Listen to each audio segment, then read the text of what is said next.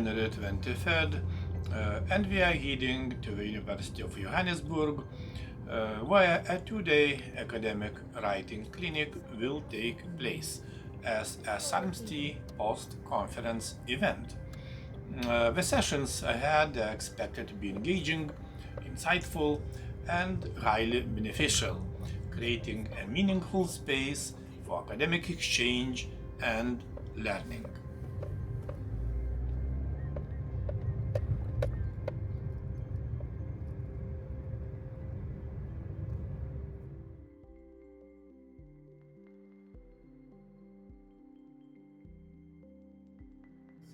Today is Friday, January 23rd, and SAMST conference was closed yesterday after four, let's say, rich working days, and it was really a successful conference.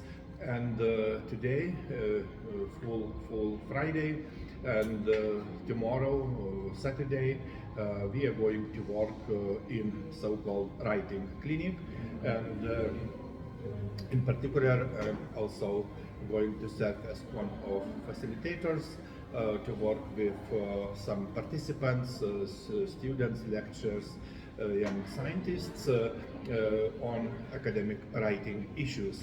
And it includes different topics like some methodological issues, how to submit papers, how to describe research done, and so on. Many interesting issues. And obviously we started to work let's say 2 or 3 weeks ago. It was like so-called first stage. Participants submitted their works online, and each of facilitator worked individually, communicated with some participants, and gave them feedback.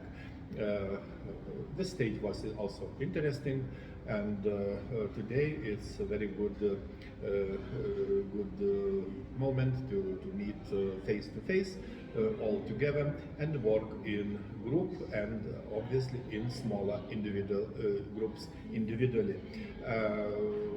The group is not so big, around 30 participants, including 5 facilitators. And I am pretty sure that it will be so useful, interesting communication, interesting activities, and obviously we will gain some good experiences.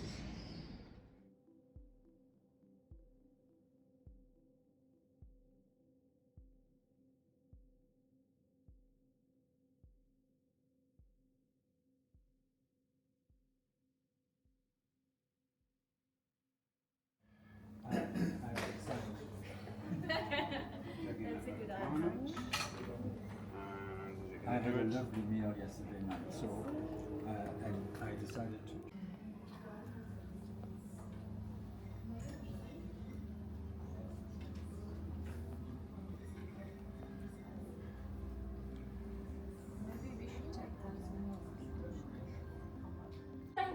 You can see, let's say return to the program on page 3, and you can see that we're starting off with introductions, and I'm going to be very quick because actually I want Fred to do the proper introductions and get us started and everything. But I just first want to make everyone, well, first of all, welcome. I think we've all met one another like during the conference generally. Is there anyone? We have Reinhard who wasn't at the conference. Welcome. Anyone else who wasn't at the conference?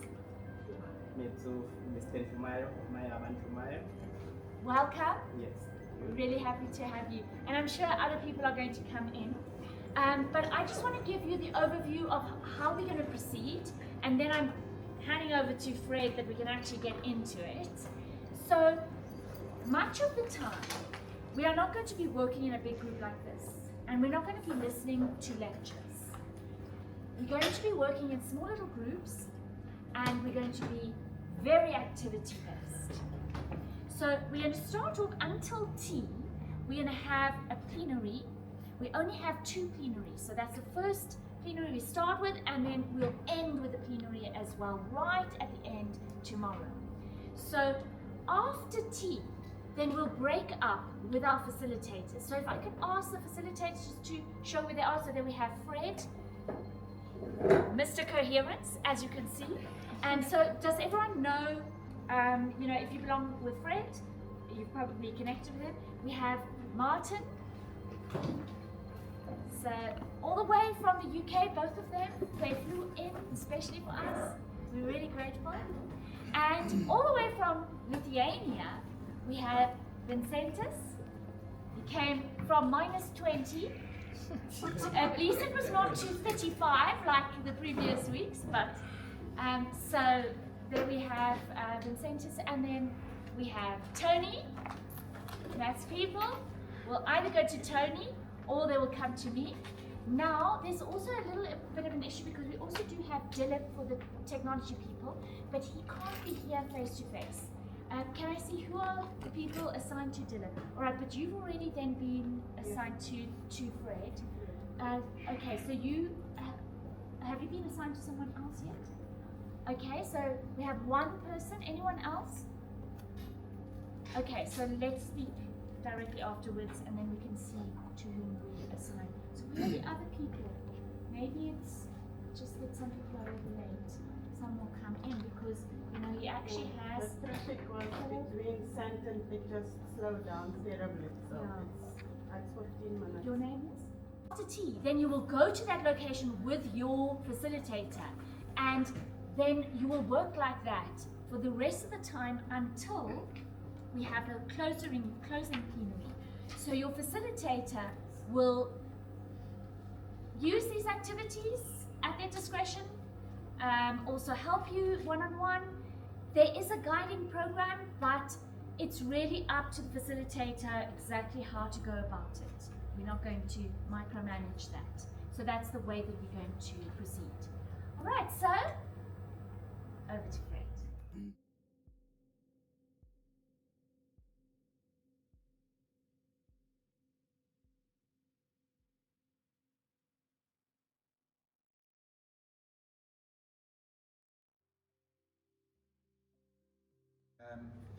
That the 1.5 day is meant to be focusing on various aspects of your manuscript.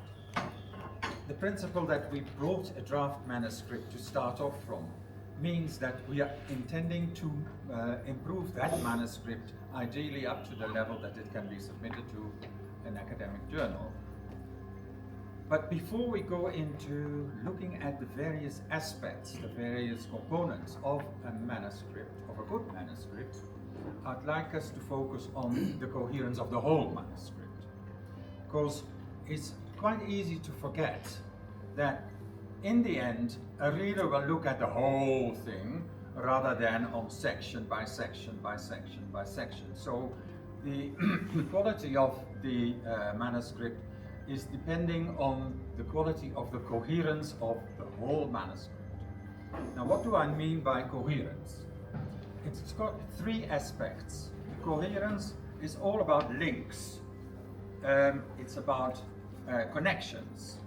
It's about things hanging together. So the first aspect is there any coherence? Are there links? Are there links between the various components of, and we'll get to what are the components in a little while. Are there links between the various components of your manuscript? The second aspect is, what is the strength of the links between these components? Some components will need to be linked very strongly, others will need a sort of a leaner link. For example, if you look at the title of a manuscript, and you look at the research question of the manuscript, in many cases, the research question is represented word by word in the title. So the link between the title and the research question is often very strong. And then the third aspect is how does the link manifests itself? And I've already given you an example of the manifestation of the link between the title and the research question is, for instance, in using the key concepts which are the same then in the research question and in the title as an example. So those are the three aspects of coherence we are after. This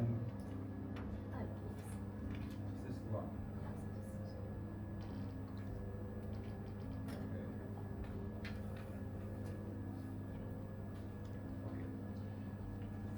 When Angela sent you the information for this writing clinic, one of the things she asked you to do is to look at this coherence circle. And here are the components. When you look at it, there are quite a number of components actually, and you can see them quite clearly in any article, starting from the title, the justification of the study, context of the study, what is the setting of this particular study we are talking about, research questions, of course, literature review. You see that when you follow this circle round, that the different components follow one another as a standard way of presenting a manuscript. There is, towards the left-hand bottom, intervention. Not all studies do have an intervention, so in some cases that can be blanked out as a component of a manuscript. When Angela asked you then to look at this circle, coherent circle, she asked you two things. One, and I hope everybody has had time to do that, one is to draw links between these various components, and actually she asked the number two of the coherence as well, draw fat links where the links are very strong, and thinner links where, okay, there is a link, but it's not all that prominent, it's not all that important. I hope you've done that, and I'll ask in a minute to sit next to one another and compare those pictures you've made of the coherent circle and the lines you've drawn to represent the various links. Angela also asked you to do the same thing, looking at your own manuscript and see what in your manuscript the links are which are already there, and possibly think about the links which you could strengthen or even introduce. Obviously at the end of the writing clinic you might be much clearer about the various links which need strengthening or which have been strengthened by that time or introduced. So could I ask you to share the coherent circle you've made with your neighbor and look at it and compare? Is there any other one which has a lot of connecting lines? Yeah, it's a kind of framework. I hear discussion here. Can you have a look at your own design? And I think discussion is something to keep in mind. It is indeed one which needs to be linked to quite a number of others. How, for instance, how is it connected to the literature review? I mean, everybody's got that line, of course, between the discussion and the literature review. How do you see it? As a justification too, to show that this is I'm discussing my finding, but I'm connecting it to the literature to justify and say that it's, it's not just something that I just made up. It's actually there, or it's supported, yeah, that's the word. Or otherwise, it's also contradicting what is in the literature. Yes. At the same time. So you use your findings, and everybody's got that line, the link between the findings and the discussion. You use the findings in the discussion in order to position them within the literature. So indeed, in many cases you would say, oh, it confirms this way, or it is different from what people found previously elsewhere, or it seems as if it's partly overlapping with earlier findings and so on. So that is the way of linking, and linking the discussion and the literature review. It has to be there quite strongly, because your findings will need to fit into the knowledge as we have it already. People will be able to see what is new and how does it fit in the literature. So that's an important one. Is there any other link between the discussion and any of the other components that you feel it should be highlighted?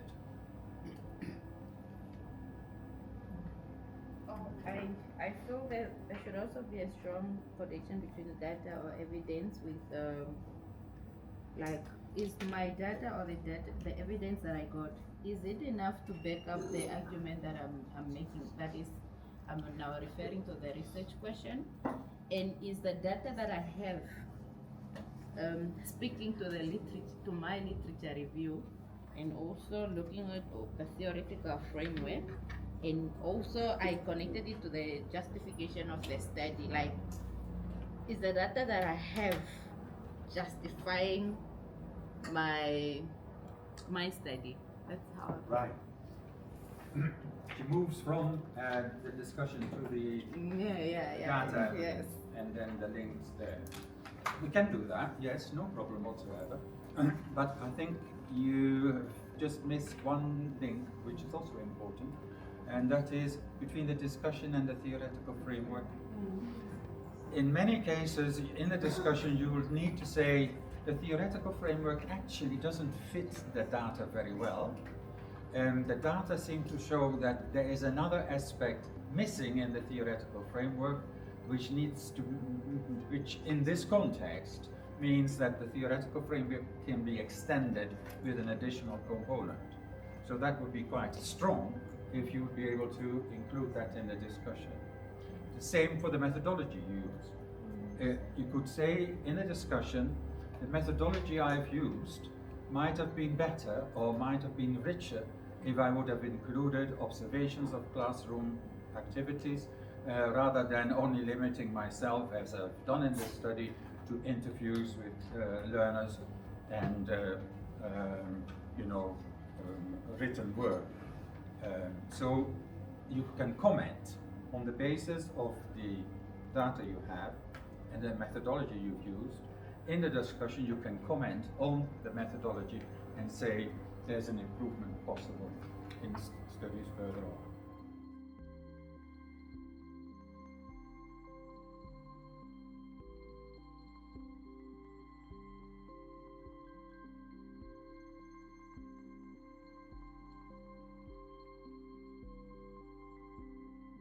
Here, it is connected to the title. That's what I said. That's what is given. It's connected to the discussion. It's connected to the findings, because in the research question and the findings, you would have the same variables. Your research question will identify the variables you need to explore, and the findings will present those variables. So we agreed on the research question being quite central, and the same for the discussion here. We started that. It has a very strong link with the literature review and also with the research question. How is that manifested? The link between the discussion and the research question. Any suggestions for your own article? Because that's of course what you'll be working on. What have you got already in terms of the coherence? And what do you think in your article needs strengthening? And then of course the next thing is, how do you do it? How do you strengthen those links?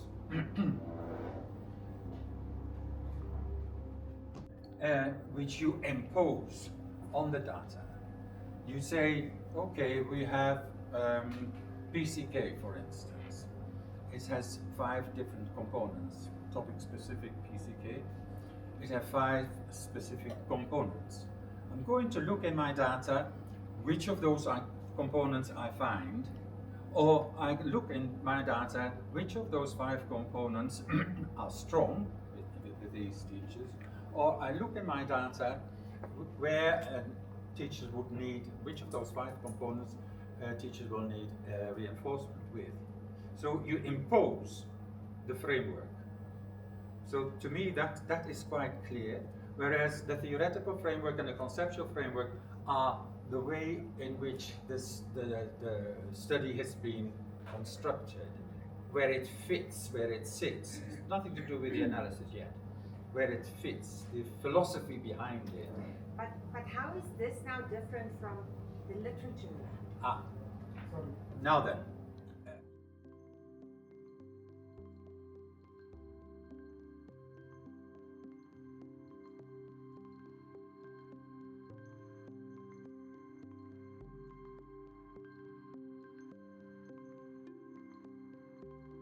Today we continue our work on academic writing, scientific writing, the so-called post-conference, RMST post-conference writing clinic. We have 2 days program, quite rich program, and we are working with different participants, PhD students, possible master students, etc., or young scholars on academic writing issues. It's really very important field. And today we continue to work with one PhD student from University of KwaZulu-Natal in Durban. Please introduce yourself. Okay, my name is Mayaba Tumayo. I'm a PhD student, yes, from UKZN, the University of KwaZulu-Natal. And Your position as a lecturer? Okay, then I am currently working as an NCAP lecturer at the University of Zululand. Yes, so I came here to this writing retreat to equip my skills. Here I'm having my Professor Vincentas, and Prof. James on the other side, who are assisting me into developing and shaping this research paper that I'm working on. I appreciate this opportunity. For me, it has been worthwhile from yesterday up until today.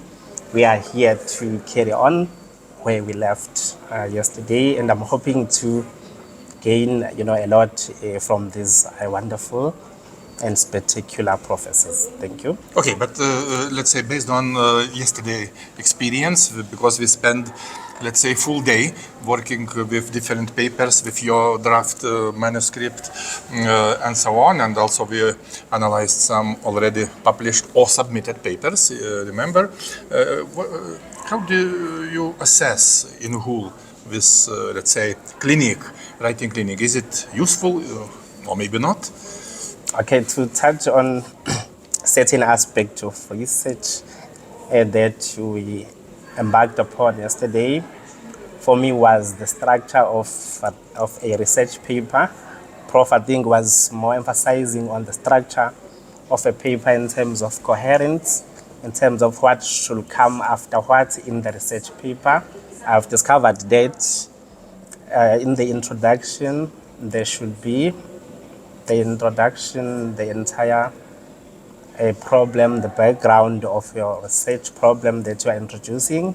The literature review also comes in there, as well as the theoretical framework. It is necessary for all those aspects to come before the research question, so that there is a strong background as to why you want to explore what you want to explore further as you structure your research questions. And furthermore, Prof is more into the nitty-gritties of the references. Yes, Prof want to relate the chaotic referencing. So he took us step by step, one by one referencing, ensuring that our entire list of reference is close to perfect, if not perfect. Yes, because you need to be consistent using one standard or another standard. Yes. And because we have obviously different standards, despite that, for example, APA style standard, American Psychological Association, prepared by this association is, let's say, the most common or widely used standard for in academic writing. But is it possible to say that, let's say, all PhD students feel the same, let's say, difficulties, let's say, or some, let's say, they need possible some skills in some areas of scientific writing? No, for me, Prof, I felt that even though the other colleague is not with us today, but then I think what I've learned in a similar vein, the same student has also learned, because we shared similar challenges And I think navigating through them, Prof, was more a similar exercise as you were taking us through the paper of each one of us. I think in terms of gaining, Prof, this was a mutual gain for both of us and even for you, because we're sharing, integrating, Prof, in terms of what is it that we've done into making it, better, Prof. Yeah, but Professor Angela James mentioned that you was her student, yeah, right? And so, let's say, good student. And, but let's say, in order to prove is it true or not, let's ask Professor Angela. Malyava. Oh, my lordy. I worked with Malyava from first year, I think in second year, and also in fourth year. In the final year. And oh my lord, when you work with a student who's so interested and who really enjoys the work that they're doing, you feel it. And Malyava didn't miss lectures. Huh? True. Malyava was there all the time. And your research project in your fourth year, was it on the recycling? Which one was it? Because I actually can't remember your but I think you worked in a group of 4. There were 4 people in the group. Were you in the recycling group, or no? What did you all do for your research project? We're working at the Zibambeleni old age home. Yes. So our focus was on the diseases like arthritis, diseases that affects those older people. And then how we can assist them into gaining more of those nutrients that will contribute into their healthy. And then we did permaculture, planting some different vegetables that could contribute to their lives. Yes, to their well-being. Yes. And it was an amazing project, because you should have seen them with their home. And you created a very big garden there. Yeah, it was a big garden. Yeah. Yes, I remember. Oh my lordy. And I think this is the important thing. So we always look at research with postgrad students, but it's within the undergrad students. And you were actually third year at that point in time. You weren't fourth year. Fourth year, yes. Yeah. Yes. So if we are doing research and looking at basic research skills and the knowledge, etc., you will be surprised how the students really are drawn into postgrad studies. And from those groups of students, there are so many who signed up into honors. And I must say that there he is now, PhD, but not due to that, due to his own personality, his own resilience, knowledge, and strength.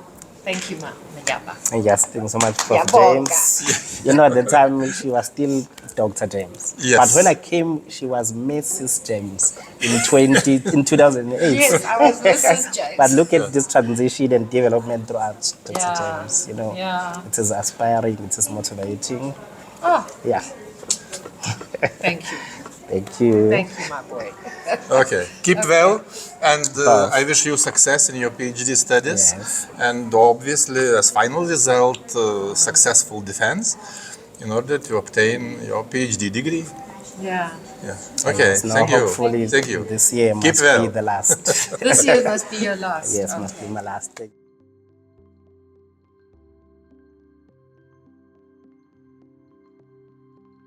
Now, some supervisors, and some of you are sitting in this room, and your supervisors will tell you, you need to have a theoretical framework and you need to have a conceptual framework. Okay, and I always say to people, to those busy with their PhDs and all of that, follow what your supervisors say to you. Okay, but I need you to also understand that there is no international journal amongst the top 20 journals, and a lot of us review for them. Some of us are associate editors of these journals. I have never seen any publication that says theoretical framework and then the next thing is conceptual framework. Yeah. You never see it. You never see it. I don't know for science, but you never see it. So whether you are using theoretical framework or conceptual framework, the important thing is that there's got to be a framework. So for me, it is either you use a theoretical framework or you call it a conceptual framework. And I'd like to cite some examples. If I'm using variation theory, it is a theory. So I can call it theoretical framework. right? But if I'm using something like the 5 strands of mathematical proficiency, pardon me if you're in science and you don't know what this is. If I'm using the 5 strands of mathematical proficiency, it's very difficult for me to call that a theory. And therefore, instead of calling it a theoretical framework, I can then call it a conceptual framework.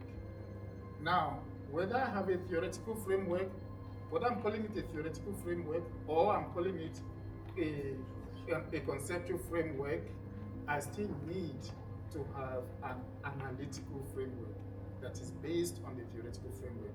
Those of you in my group, that's one of the things we'll be talking about, how to develop an analytical framework from your theoretical framework or from your conceptual framework. Okay, so one of the things rather. So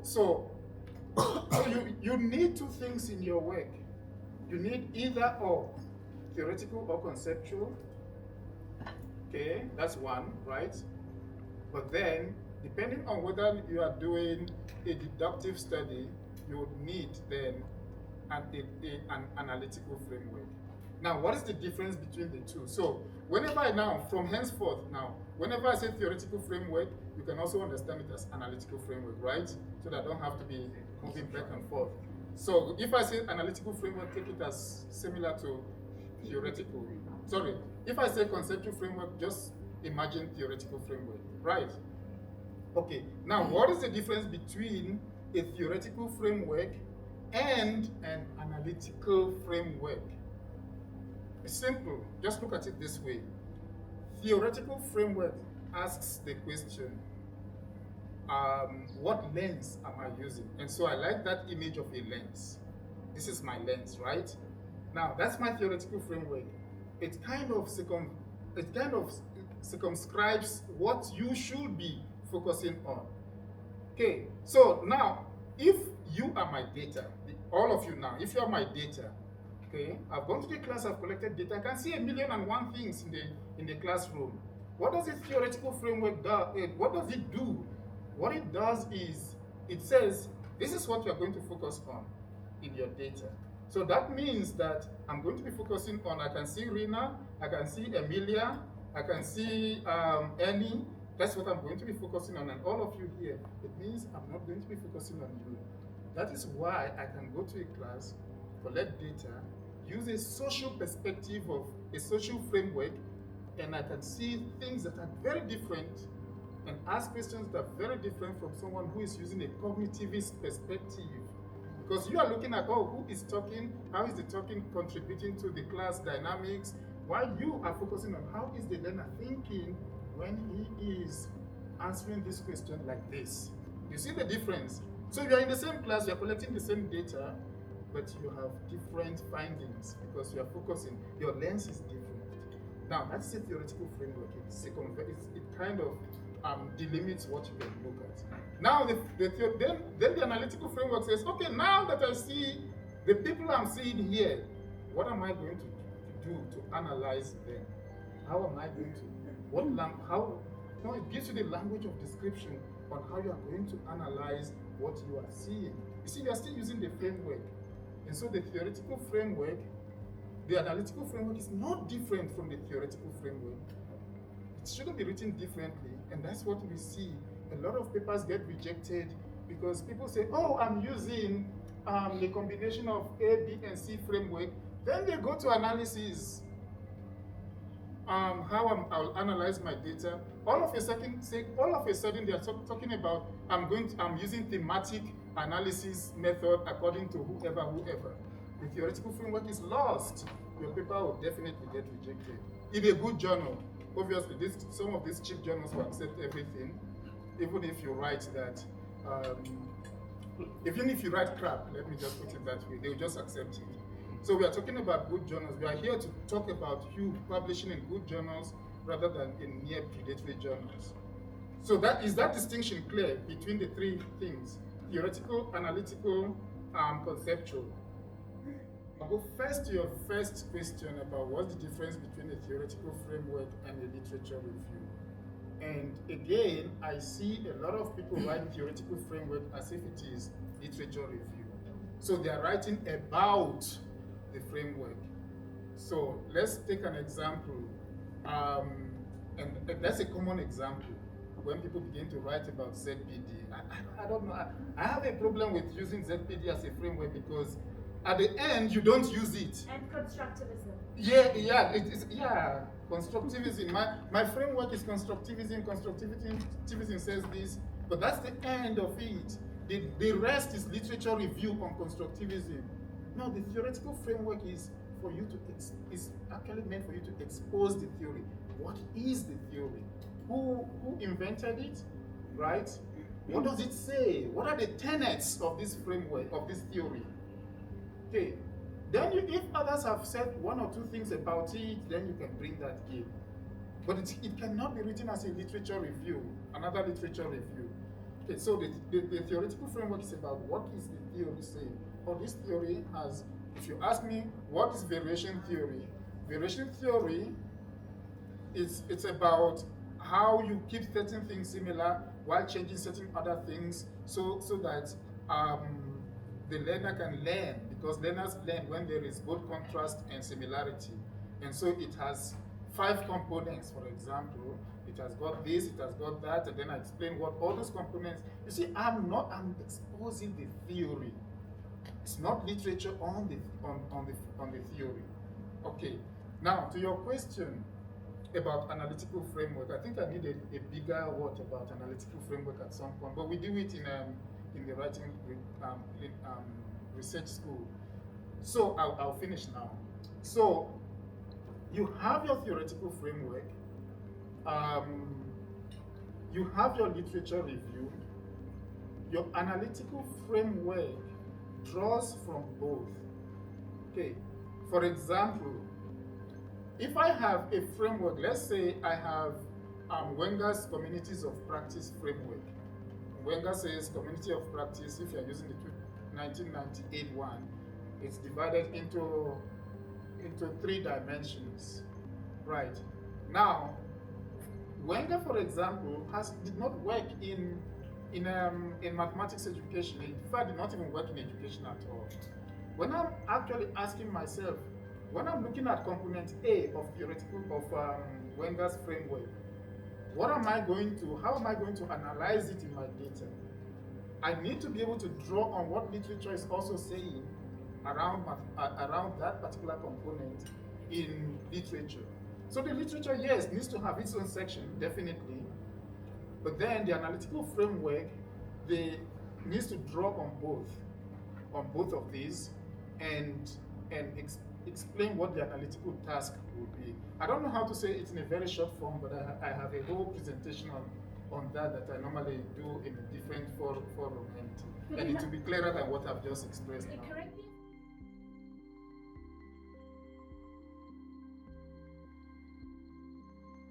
We finish with lunch.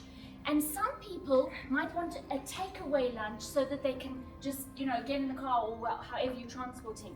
And so they need the numbers of how many should be takeaway versus sit down.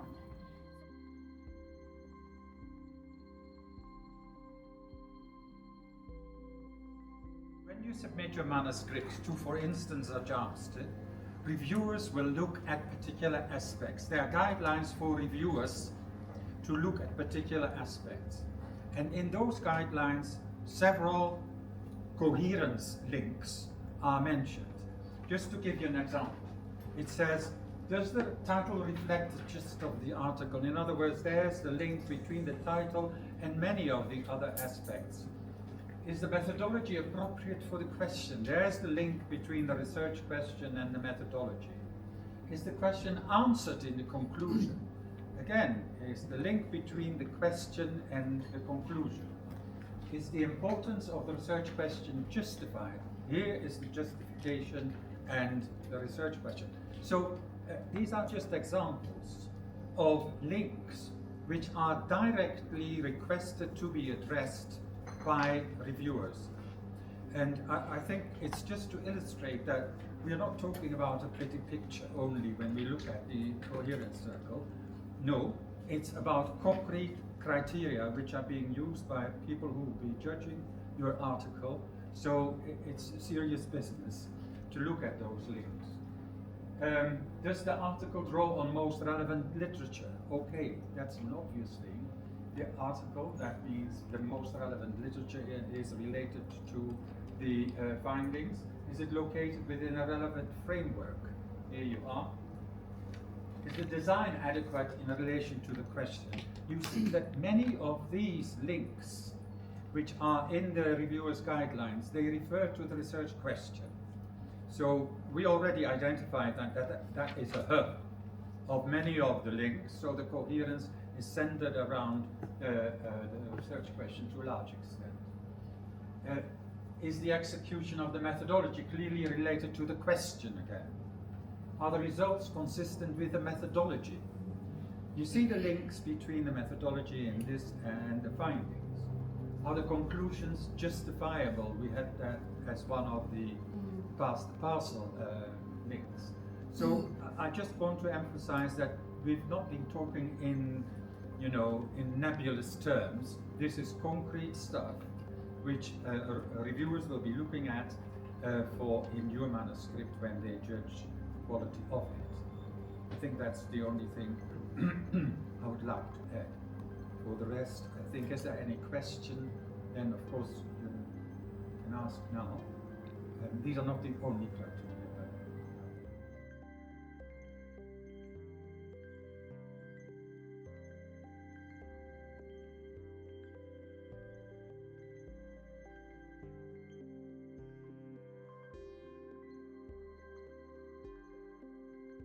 What struck me is, there are things that are more important than numbers, recognition, money, promotion.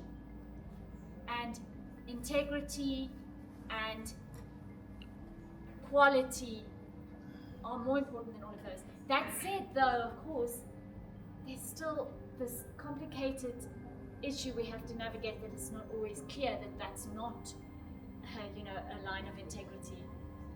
It's very complicated. Anyway, that's part of being an academic. It's part of the complicated and murky side of academia. And we want to thank everybody for being here. And especially want to thank our facilitators. I mean, where would you get people of this caliber coming and volunteering their time, coming at their own expense and giving so generously? We really want to thank our amazing Fred. We appreciate him so much. I was thinking, it'd be so nice to actually give a gift, but in fact, there is not a gift we could give to our facilitators that would be enough to say thank you. And, do you know how many journals Prof. Vincentas is editor of? I mean, I don't know how on earth he can do this. It's so much work just being editor of one journal. And he's come all the way from Lithuania and been very fun. Those that have interacted with him, he's got a sense of humor, but also a lot of depth of knowledge, and we're really grateful. We hope this is not the last time that you're going to join us. Let's give him a hand. And Prof. Tony, he is an absolute gem in our SAMST community, and as also an associate editor of a JAMST. I know if I've got a maths paper that is quite tough, he's the top on my priority. Send to him, because you can see the quality of and the integrity. That's what I really appreciate about you. Thank you so much. And when I was young, in my 20s, I met Martin, also Fred, but I met Martin. He was, I don't know if you were a teacher, but I was a teacher. And what he presented was also very practical for the classroom. I always loved going to his talks. And then we've been meeting over the last many years, I won't say how many, and his input, and it's been really helpful having you at the writing clinic this year. Last year you were also, it was both the writing clinic and the research school, again coming all the way from the UK. I mean, wow, we are so grateful. And then, of course, we do have facilitators that couldn't make it face-to-face. Charles is an amazing, amazing person, and it was because of, technical problems in his country that he couldn't give feedback. So those that were assigned to him, it was really not in his control. But we appreciate his willingness. Dilip as well, willingness to help. I saw that he sent, was it you that he sent feedback? So hopefully you are also getting feedback, maybe from them, especially him, because he even said, I think it's you, or I might be wrong, but even said he can have a virtual meeting. So we're really grateful to all of you. Now, I have sent you a link you'll see in your email. I know you don't feel like opening it now, and I did end up making it quite long. I just wanted really, I first of all thought I'm just going to ask what worked well, what didn't work well. But then I got carried away, so I did add quite a few questions. Because you see, we really want to support you as well as we possibly can. And so we did try a different approach this year. And we've been discussing a bit amongst ourselves to what extent that worked and to what extent we should go back to the old one. And it's difficult to really know. And your feedback, the facilitators as well, I sent to all. If you could please answer that, I really appreciate. And maybe if I can just say, because there is still a little bit of time, the things that seem to be coming out for me about how we must go forward in the future, and then perhaps you can also comment on that. So, in the future, we've stayed in one venue the whole time, not breaking up like we did now. So, the coherent circle activity, the way that was done, that there's first a little bit, very small little bit of a talk about the importance of coherence and so on, and then we have an activity that you do in groups, but then we get feedback across everyone, and then that also gives a chance for input from the facilitators. So that was the model we used throughout, mostly throughout the writing clinic. There were a few little times for one-on-one, but mostly it was that with many other activities. That one and then other activities that this time we cut out. So now I don't know, should we rather go that kind of route? Or do you like the way that we did have one of those, and we had one plenary at the end, but the rest of the time it was, the activities were meant to be focused on your article, not general principles about writing, but your article and getting your article better. And you were with one facilitator, and that facilitator really had autonomy within some guidance.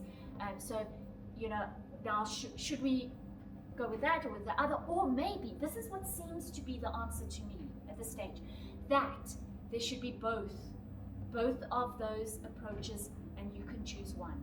And I would think that the people who are doing their PhD or masters would want to go with that more structured one, all in one group.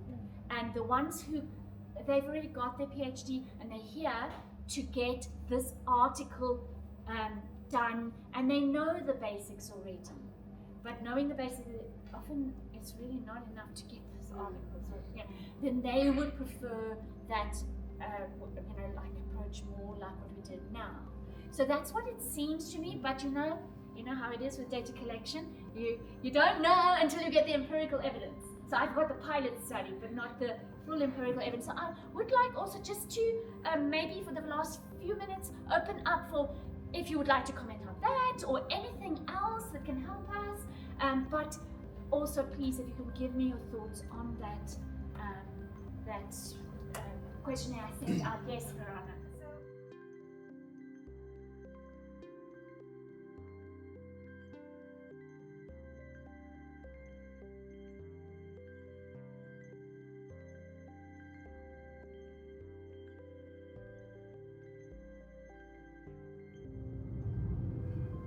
So the academic writing clinic at the University of Johannesburg was really successful and effective, strengthening skills and collaboration among participants.